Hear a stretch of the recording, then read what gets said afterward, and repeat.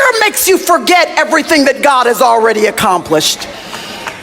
And the enemy wants you to forget the track record that you have with God. He wants you to forget all the goodness of God. So when you're afraid, when you feel it, it's human to feel it. There's nothing wrong with feeling it. You have to just decide, like Jehoshaphat did earlier, to pivot your attention, to not fix your eyes on the thing that's making you afraid, but to intentionally fix your eyes on Jesus, the one who can do something about the thing that's causing the fear in the first place. You have to pivot. It's intentional, y'all. It's not going to happen by chance. You're going to have to choose to focus your attention on the promises of God, on the character of God, on the victories that God has already brought you in your past, which is why one of the most important spiritual disciplines, it didn't start off as a spiritual discipline, it was kind of just something I was doing, but one of the most important spiritual disciplines I recognize now that I'm so grateful that I've done is kept a journal of God's work throughout my life.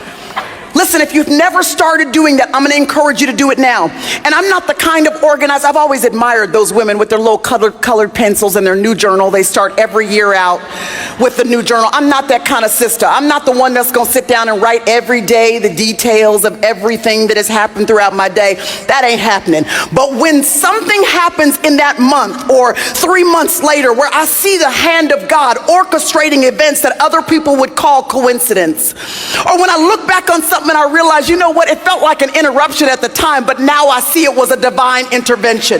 When I see the hand of God moving, or when he shows up in an unexplainable way and I recognize his providence in my life, I've had this track record of just writing it down.